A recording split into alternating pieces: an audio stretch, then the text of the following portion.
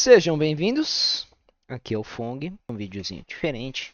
A gente vai falar do assunto do dia, que é o release, a estreia do Daggerheart, do pessoal do Critical Role. Vou dividir esse vídeo em três partes, onde a primeira parte eu vou falar um pouquinho sobre o sistema de Daggerheart. A segunda parte eu vou falar um pouquinho do D&D e do Daggerheart, diferenças e o que a gente acha sobre isso. E na terceira parte eu vou falar a minha percepção narrando O Coração das Estrelas em Daggerheart.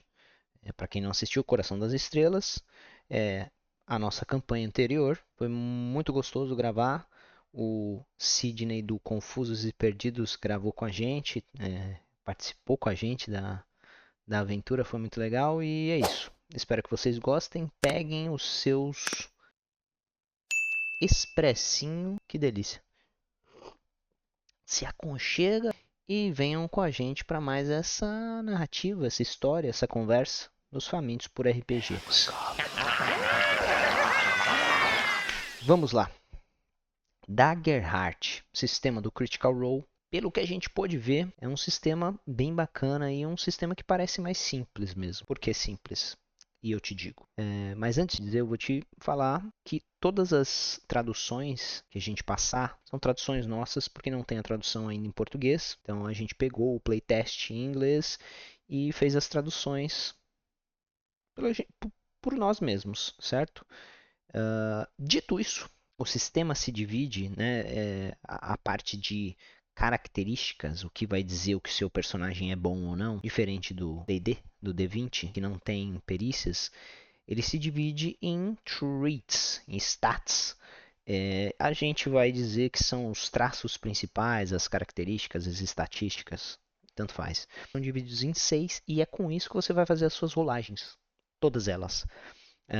Desses 6 são a agilidade, que vai servir para movimentos rápidos, a sua reação, então correr, pular, escalar. A força, que é literalmente isso, o seu poder físico, levantar, quebrar.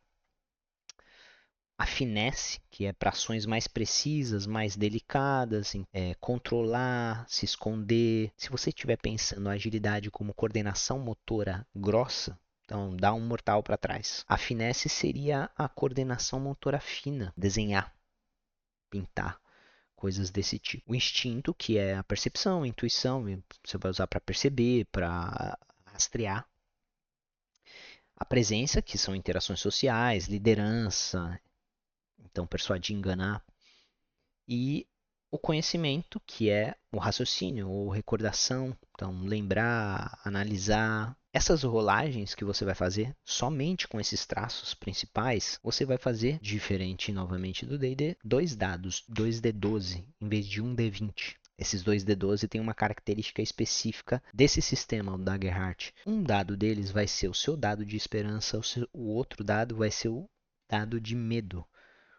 O que é isso, esperança e medo? Esperança é um recurso que todos os personagens, todos os jogadores têm na planilha. Até 6, você pode preencher até 6, ter 6 pontos de esperança, você sempre começa com 2, mas é um recurso que você gasta e eles instigam você a utilizar ele. Mas você faz uma rolagem, vamos dizer que você quer levantar uma caixa.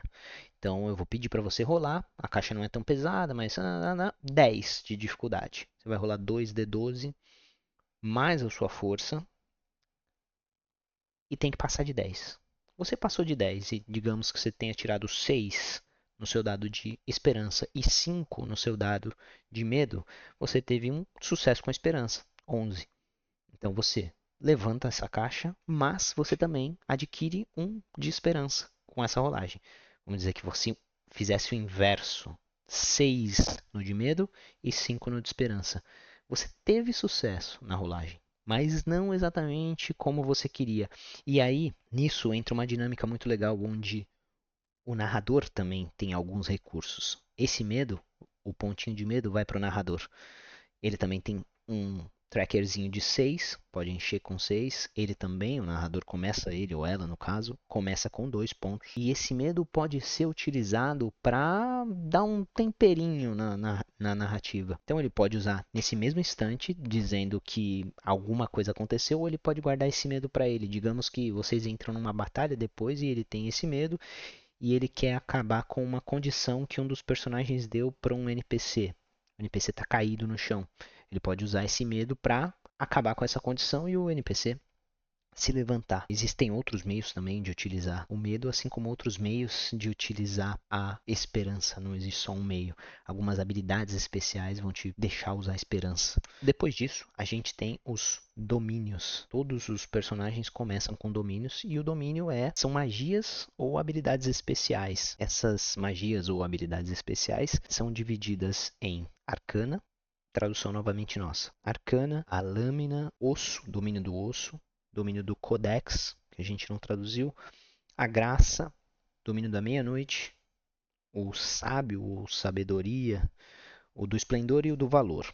Cada um desses domínios tem uma especificidade e todas as classes começam com 2 domínios, dependendo das classes. O arcana vai significar literalmente a magia bruta, instintiva. Ela é poderosa, mas ela é volátil. A lâmina é maestria em combate, maestria com armas. Osso, ele é a agilidade, a precisão tática, algo como arco motor, de você conhecer bem o seu corpo. O Codex é a magia estudada, versátil e baseada em conhecimento puro mesmo. A graça é o carisma, a manipulação, também da percepção, de como você percebe as coisas. Noite é sombra, segredo, furtividade estão envolvidos no domínio da noite. O sábio, o domínio do sábio é a conexão com a natureza, selvageria, enfim, coisas desse tipo. O esplendor é a vida e a morte. Pode curar, mas pode destruir também. E o valor é literalmente a força protetora, a coragem em batalha. Se a gente fosse definir de uma forma engraçadinha, seria o arcana seria a magia no feeling. A Blade pega a arma e bate. O osso é o corpo afiado e a mente rápida. Codex é magia nerd, assim. Você se lê e saber o que você está fazendo. A graça é o papinho, o charme, enfim, quase que uma presença de espírito. Midnight é coisa de ninjinha, coisa de ninja. Ou seja, é a magia da natureza em si, a natureza bruta. Esplendor é cura ou fim, literalmente. Pode ir para um lado ou para o outro. E o valor é a parada de tancar. Depois desses domínios, você escolheria, montando a sua ficha, a sua herança, a sua bagagem. E nisso eles dividem em 2, que é a ancestralidade e a comunidade. Ancestralidade, você tem 18 e a comunidade você tem para escolher entre 9. A ancestralidade é a antiga raça, que eles preferiram nomear assim. Por quê? Porque, novamente, Daggerheart é muito aberto. Vou dar um exemplo. O personagem do Rafalitos, campanha O Coração das Estrelas, era um fairy. A ancestralidade fairy. Mecanicamente ele era um fairy. Quando ele veio falar comigo, ele falou, olha, eu gostaria de criar uma espécie, criar uma raça. Eu falei, fala. E aí ele criou os Arachnurin. É canon no meu mundo agora, no mundo de Coração das Estrelas agora, mas ele funciona como um fairy.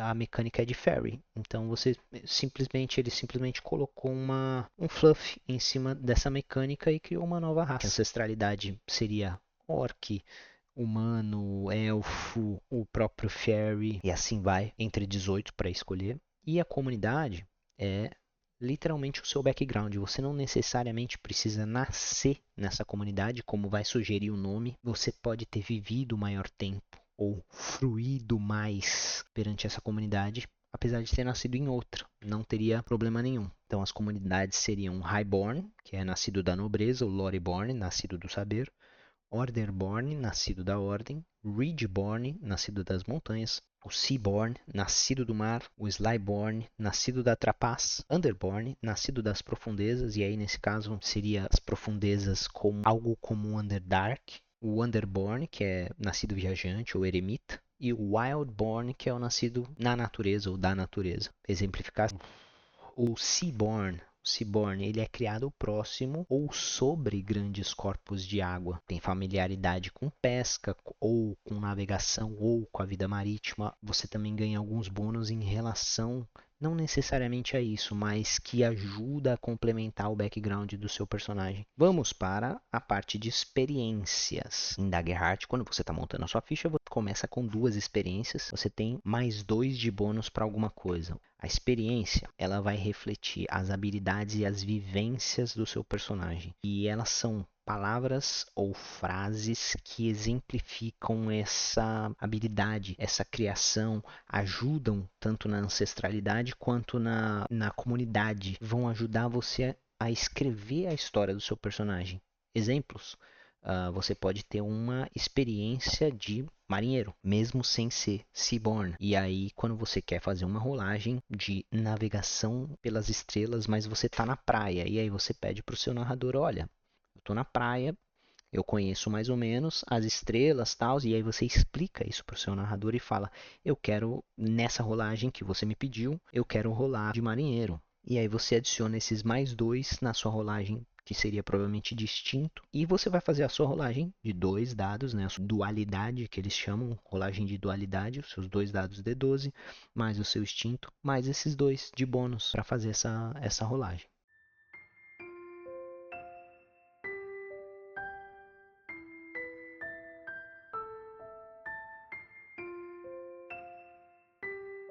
E isso vai ajudar a incorporar o seu personagem, a história do seu personagem na mecânica. E aí, falando nisso, a gente entra D&D e Daggerheart.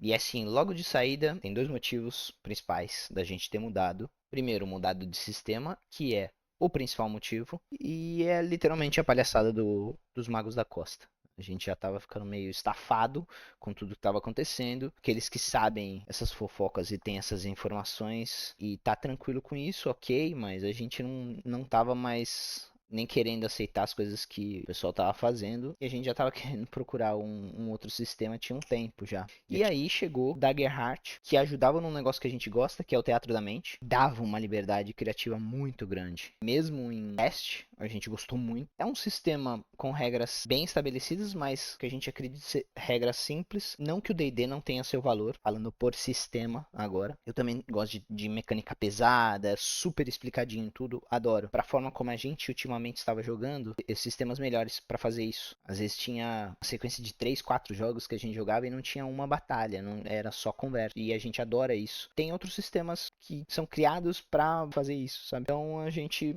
acabou optando por testar, gostamos muito e mudamos para o Daggerheart por conta disso. Nós achamos o Daggerheart muito bom para iniciantes. Por conta das regras, sim, te dá uma liberdade de imaginação perante as regras. O D&D às vezes rola esse embate, onde você vai ter que escolher um ou outro. Próximo ponto, que é a minha percepção narrando o Coração das Estrelas em Daggerheart. Primeiro que, já de cara, eu digo que com D&D seria muito mais difícil fazer essa adaptação no mundo que a gente criou, que é um mundo Etherpunk, Arcanipunk, chame como preferir. Então, eu sei que por conta da mecânica pesada do D&D, seria um pouco mais difícil e a gente teria que ir atrás de uma criação de mecânicas mesmo.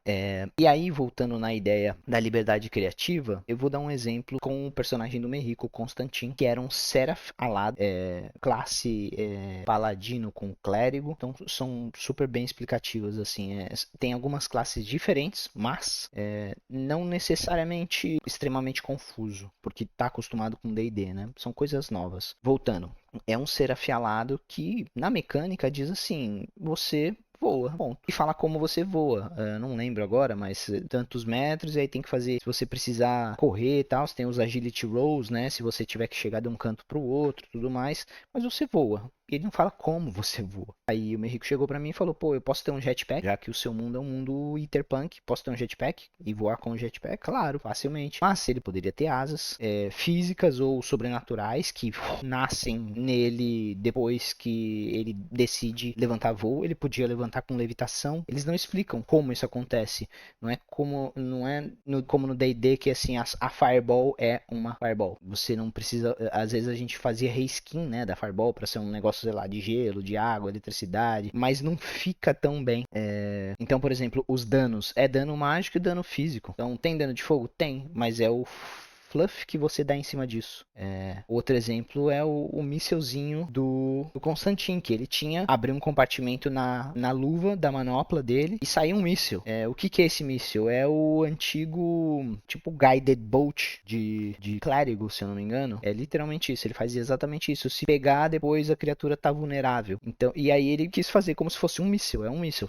Abre, sai um míssil. O dano é mágico, o dano é X, não tem mais nada. Ele não diz que vai explodir, que vai... E ele diz a área e só. É isso. Então, assim, a facilidade que abriu pra gente criar o nosso mundo e a gente narrar e co-narrar. Então, eles criaram literalmente esse mundo comigo por conta que o sistema ajuda você a fazer isso. Então, acho que é isso. Eu não sei se seria tão gostoso pra mim como foi narrar o Coração das Estrelas. E eu também não sei se seria tão fácil pra mim fazer essa narrativa com o sistema anterior, por exemplo. Então, acho que é isso. Bom, a gente fica por aqui. Espero vocês na semana que vem. Vocês curtiram? Vocês curtam aí? Se vocês têm alguma dúvida, deixa nos comentários aí, a gente vai respondendo. E o Rafalitos disse que não era pra falar. Quer dizer, já falei que é o Rafalitos, né? Mas de repente tem uma surpresinha pra vocês. A gente vai continuar com o sistema de Daggerheart. E a surpresinha a terceira temporada tá aí. Cada um de nós vai jogar ativamente com 2 personagens. Você quer saber como que funciona isso? Como que vai ser isso? De onde que saiu essa ideia maluca da cabeça do Rafalitos? Ideia maluca e genial. Então fica com a gente, acompanha, tá bom? Valeu, um abraço, um beijo, Fong out!